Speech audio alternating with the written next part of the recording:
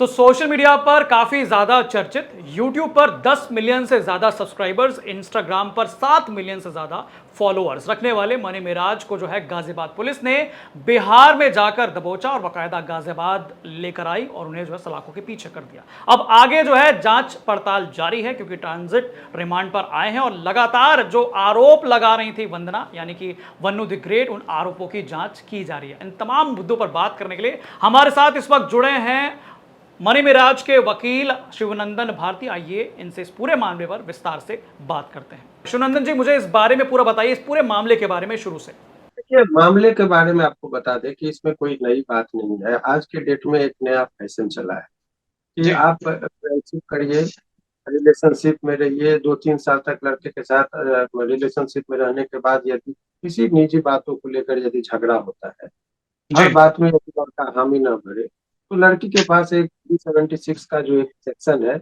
वो लगाकर लड़का को जेल भेजने की एक परंपरा चली है। उसी के अंतर्गत ये भी एक रूटीन मैनर में किया गया। अच्छा, ये धारा कौन सी धारा है? 376 ये दुष्कर्म का होता है कि देखिए, जनरली इंडियन पिनल कोड में या जी। आईपीसी की जो धाराएं हैं उसमें ये कहता है कि अगर 18 वर्ष से ऊपर की लड़की है और लड़का है तो आपसी सहमति से शारीरिक संबंध भी स्थापित कर सकते हैं, उसको कोई नहीं रोक सकता। जी। लेकिन ये लोग क्या करते हैं कि 2-3 साल तक रिलेशनशिप में रहेंगे, उसका बाद यदि किसी बात को लेकर, जैसे शादी के बाद झगड़ा होता है पति और पत्नी के बीच में, तो 498 का केस लगा देंगे कि दहेज के लिए हमको प्रताड़ित किया। जबकि जी। सुप्रीम कोर्ट ने तो माना कि 98% जो केस है, 498 जी। का वो फर्जी होता है, होल फैमिली मेंबर को फंसाने की एक साजिश होती है। जी। और 376 में भी बहुत धड़ल्ले से इस सेक्शन का भी दुरुपयोग होता है। ये नहीं मैं कह रहा हूँ कि सारा 376 का केस झूठा ही होता है, लेकिन अधिकतर केस में अब वो एक हथियार के तौर पर इसका इस्तेमाल करने लगे हैं लोग, और वही हम्म। चीज इनके साथ हुआ। ये हम्म। आप देखिए, इस फैक्ट को देखिए। परिस्थिति बहुत, हम लोग के लॉ में एक सिद्धांत है कि रेस इप्सा लिक्विटर में हम लोग पढ़ते थे, थिंक एज स्पीक इट से। परिस्थिति हम्म। बहुत कुछ बयां करती थी केस अच्छा में। आप शिवनंदन जी, देखिए, शिवनंदन जी, मैं अगर जानना चाहूं, क्योंकि बहुत ज़रूरी है आज की तारीख में कि मनी मिराज जो कि जिनके यूट्यूब पर जो है 10 मिलियन से ज़्यादा सब्सक्राइबर्स हैं, इंस्टाग्राम पर देखा जाए तो 7 मिलियन से ज़्यादा फॉलोअर्स हैं, ऐसे शख्स के ऊपर जो है बड़ी गंभीर धाराओं में मुकदमा दर्ज है। उनका पक्ष जो है वो पूरी तरह से इस पर जो है, जो वंदना लगा रही हैं आरोप, उनका क्या काउंटर वो दे रहे हैं? नहीं नहीं, काउंटर वो ये दे रहा है कि सबसे पहले तो सारे जितने भी आरोप इन पर लगे हैं एफआईआर के मुताबिक सारे बेबुनियाद हैं, कोई जी। लेना देना नहीं है। हाँ, एडमिटेड फैक्ट है कुछ। हम्म। दोस्ती थी, लिविंग हम्म। रिलेशनशिप में रहते थे, इसमें कहीं कोई इनकार नहीं है।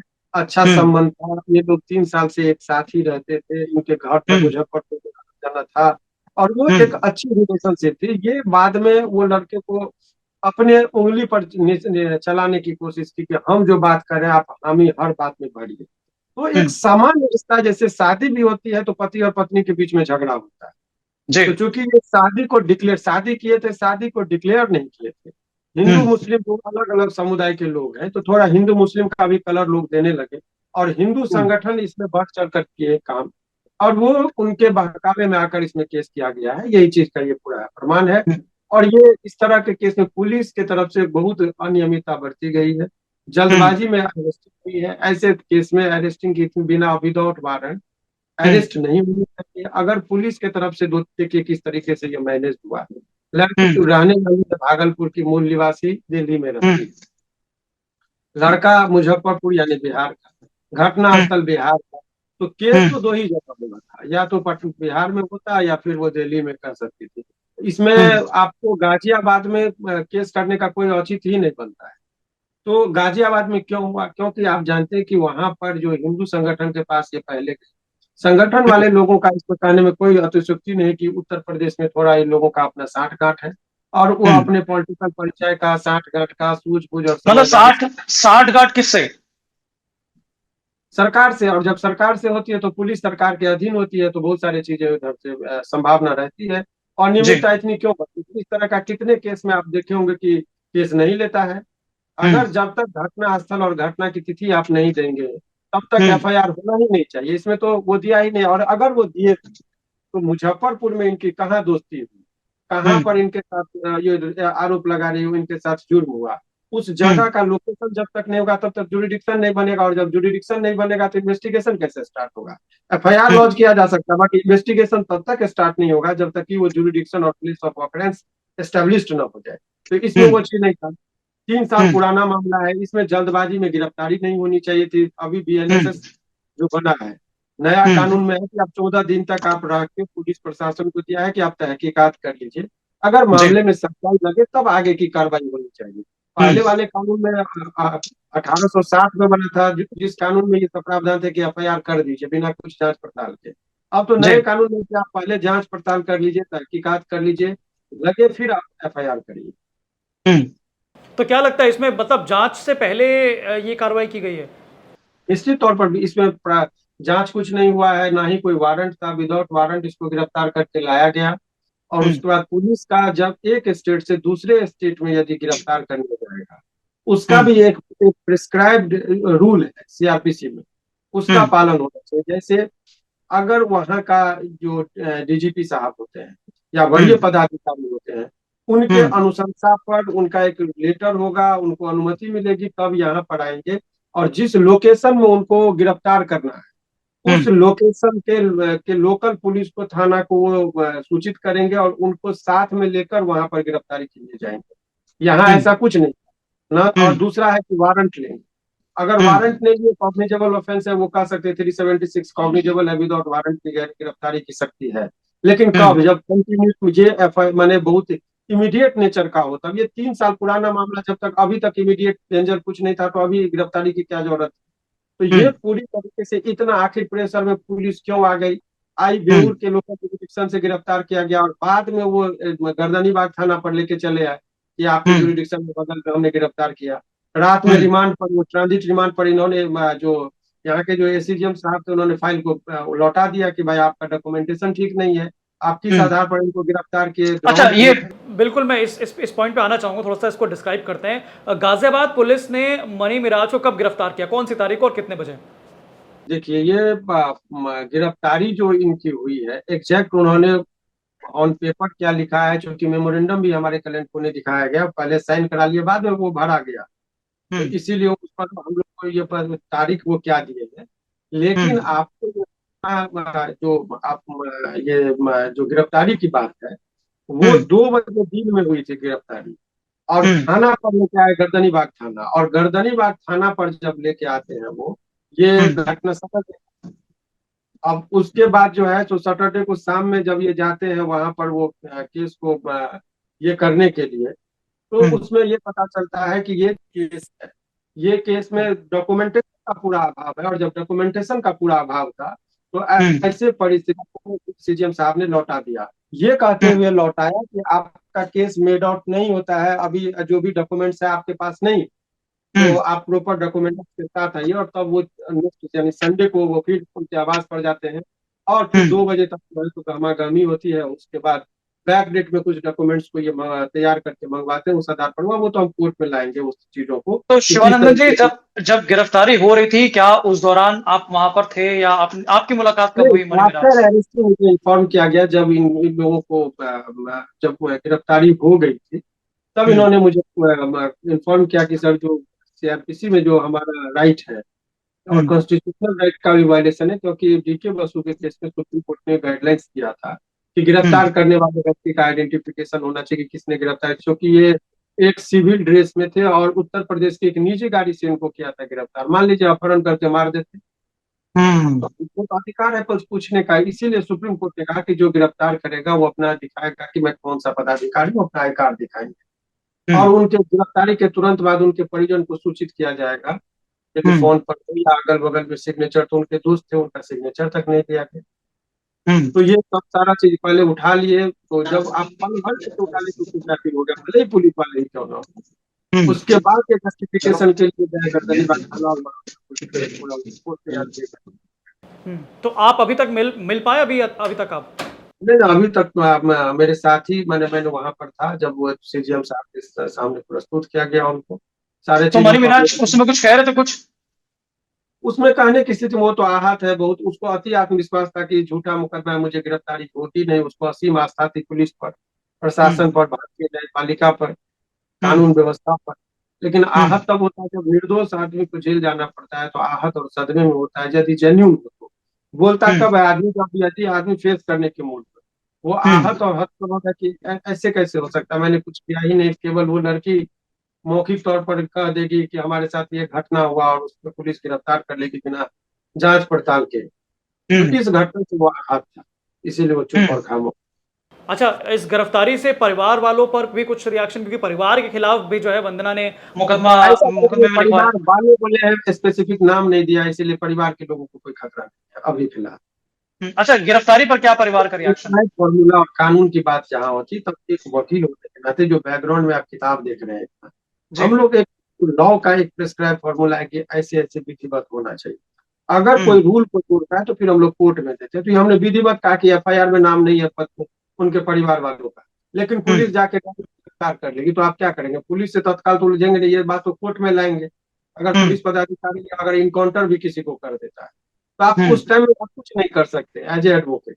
हम लोग को फिर हम्म कोर्ट में लाएंगे कि ये इनकाउंटर फर्जी है, या ये गिरफ्तारी फर्जी है, या ये केस फर्जी है। तो हम लोग हम्म। कोर्ट की बात कोर्ट में करेंगे, लेकिन फैक्ट यही है, बहुत ही ईमानदारी से मैं बता रहा अच्छा शिवनंदन जी, लगातार आप इस मामले पर जो है उनका उनके मतलब वकील के तौर पर आप बयान भी दे रहे हैं। लगातार हमने वीडियोस में देखा कि लोग ये भी कमेंट कर रहे हैं क्योंकि मनी मेराज दूसरे मजहब से था, दूसरे धर्म से था, इसलिए जो है इस पर इतनी कार्रवाई चल रही है, इतने जो है हूँ। एक्शन क्या मोड में है इस पुलिस। तरीके से, देखिए, मैं नहीं कह रहा हूँ, ये तरीका कुछ संदेहास्पद लग रहा है कि ये घटना आखिर उत्तर प्रदेश को ही योग क्यों चुनी। जी। उत्तर प्रदेश से इसका कोई वास्ता नहीं था। क्या उसका आधार कार्ड देखा गया? क्या मूल निवासी है वो? जिस घर के बारे में बता रहे, क्या उसका घर है, या रेंटर है तो रेंट एग्रीमेंट का है? तब तो आप हम्म किसी को भी कह देंगे कि भाई हम अगर उनको केस बिहार में केस लिया नहीं गया, और दिल्ली की पुलिस बहुत ईमानदार पुलिस है एज कम्पेयर टू हम्म उत्तर प्रदेश, उसने जो हम्म है सो सीधे वहां से मारपीट के भगाते कि तुम फर्जी केस कर रही हो। बिहार में भी हम्म हमारे इस तरह का केस नहीं होता, बिहार की पुलिस भी बहुत सजग है। लेकिन हम्म उत्तर प्रदेश में राजनीतिक दबाव में भी आकर कभी कभी पुलिस को काम करना होता है। इस केस हम्म में स्पष्ट तरीके से दिख रहा है कि राजनीतिक दबाव में ऐसा प्रतीत होता है कि लग रहा है कि हम्म। राजनीतिक दबाव में आके इस तरह का केस हुआ है। अच्छा शिवनंदन जी, एक और मेरे मन में सवाल है, बहुत दिनों से ये सवाल जो है वो मेरे दिमाग में मतलब खटक रहा था।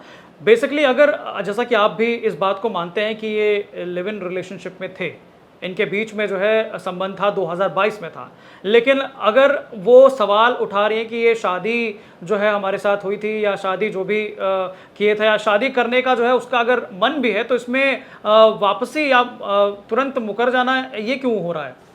हम्म वो तो निर्भर करता है अगला व्यक्ति पर कि वो किस रूप से, अगर किसी को कोई झगड़ा हो, गाली होता है, या हम्म किसी से आपका मारपीट होगा, तो वो हम्म आप फिर उसको लात से मारेंगे कि गुस्सा से मारेंगे कि फाइटिंग करेंगे, ये तो गुस्सा का लेवल पर निर्भर करता है। हम्म तो उसी तरीके से गुस्सा में जब केस होगा तो क्या आरोप लगाएंगे, तो वो व्यक्ति पर निर्भर करता है कि कितने नैतिकता का वो पालन करेंगे। और बहुत हम्म नैतिकता का उल्टा भी नहीं करनी चाहिए, क्योंकि हम्म ये लोग मान लीजिए फिल्म इंडस्ट्रीज में काम करते हैं, ये लोग बहुत ही ओपन कल्चर के होते हैं, मानसिक रूप से भी सारे, उनका लिविंग स्टाइल से लेके सारा चीज। हम्म। तो इसलिए बहुत ज्यादा इसमें ये बातें नहीं कही जा सकती। जी। अच्छा, इस पे इसके अलावा लगातार जो है आप देख भी रहे होंगे, इनके जो फॉलोअर्स की संख्या बहुत ज़्यादा है। बिहार में काफ़ी ज़्यादा जो है फेमस भी हैं, इनके वीडियोस वगैरह जो है आम लोग देखते भी हैं। तो क्या असर पड़ा है उन आम लोगों पर भी, जो लोग इस केस को देख रहे हैं, उनको क्या आप मैसेज देना चाहेंगे? ये लोग देखिए, कल की घटना अभी इस केस में जिक्र नहीं होता है, कानून न्यायपालिका पे बहुत आस्था और भरोसा है। जी। लेकिन सवाल आदत है, लोग चुप है। अगर कल चीफ जस्टिस ऑफ इंडिया पे जूता फेंका जाता है और हम्म उस पर भी कोई प्रतिक्रिया लोग नहीं दे रहे हैं, तो हम्म इसका मतलब ये नहीं कि लोगों के मन में ये लग रहा है गलत है, लेकिन चुप है। ऐसी हम्म परिस्थिति और हालात हो गया है देश का कि लोग चुप है। तो हम्म वही परिस्थिति है कि लोग अपना उसको चुप है, कोर्ट में जो व्यवस्था है उसके अंतर्गत वो बेल लेंगे। तो अब हम्म तो ये स्थिति हो गई कि यहाँ के चीफ जस्टिस ऑफ इंडिया, अगर राष्ट्रपति, प्रधानमंत्री और चीफ जस्टिस ऑफ इंडिया, ये तीनों के नागरिकता के बाद ही किसी की नागरिकता का ये होता है, तो इतने हम्म बड़े लोगों पर भी यदि प्रहार हो और कोई कार्रवाई नहीं होती है, तो फिर हम्म आप कैसे कह सकते कि आम जनता की बात हो रही है? तो ये तो फिर मेरा, लोग कहेंगे पॉलिटिकल बयान, लेकिन ये पॉलिटिकल बयान से लेना देना नहीं है। तो मनी हम्म महाराज का ऐसा थोड़ा है कि बहुत बड़ा आंदोलनकारी थे या बहुत बड़ा चीज है कि लोग आंदोलन करने लगेंगे, लेकिन आहत है, लोग चुप है। लोगों को इस बात से मैं भी इनकार नहीं कर रहा हूँ कि कुछ बात पे मेरा भी असहमति था कि भाई अगर ये रिलेशनशिप में थे, अच्छे संबंध थे, तो कंटिन्यू करनी चाहिए, मिल बैठ के बात को करना चाहिए। यहाँ तक मेरा सजेशन था।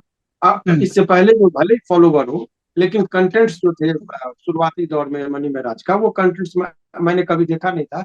जब केस के दौरान मुझे कुछ कुछ देखा तो मुझे भी आपत्तिजनक लगी कि अपशब्दों का प्रयोग नहीं होना चाहिए, इससे जी। माहौल और समाज बर्बाद होता है। यहाँ तक एक सामाजिक व्यू से मैं बोल रहा हूँ, मैं केस भी नहीं लेता। तो उसने कहा कि सर मेरे रिसर्च के वीडियो देखिए, मैं पूरी तरीके से शिफ्ट कर चुका हूँ, और मेरा अब सिनेमा और पिक्चर पर और एल्बम पे मेरा फोकस है, जो बहुत साफ सुथरा, कोई अब अश्लीलता नहीं है। तो मैंने उस सारे चीजों को छोड़ दिया। तो आदमी का हृदय परिवर्तन कब? अब मान लीजिए वाल्मीकि जी के बारे में पढ़िएगा, मूल रूप से वो डकैत थे, लेकिन बाद में रामायण की रचना उन्होंने कर दी। जी। उंगली मार डकैत थे, लेकिन गौतम बुद्ध के शरण में गए तो अपना हृदय परिवर्तन हो गया। तो कब आदमी राम से रावण बन जाए, और कौन रावण से राम बन जाए, उसका कुछ नहीं। अभी आसाराम बापू मूल रूप से संत थे, लेकिन कैसे वो फिर वो रावण वाली प्रवृत्ति में आ गए। तो व्यक्ति का वो नेचर बदलता है। तो ये चीज मुझे लगा कि बदलाव है इसमें, तो फिर मैंने केस को स्वीकार किया। जी, अब चलिए आ जाते हैं अब केस पर। तो ये तमाम जो धाराएं लगाई गई हैं, अब धाराएं, अब गाजियाबाद पुलिस आपके हिसाब से अब उनके पास कितने दिन हैं? क्या वो जांच पड़ताल में जो है अगली बार मतलब कौन सी तारीख को कोर्ट में पेश करेंगे? आज हर हाल में उनको कोर्ट में पेश करना है। इनका ट्रांजिट रिमांड का टाइम खत्म हो चुका है, आज वो पेश करेंगे। और कल हम लोगों का वहां पर बेल के लिए भी आवेदन किया जा सकता है। कल से परसों तक वो बेल का हो रहा है।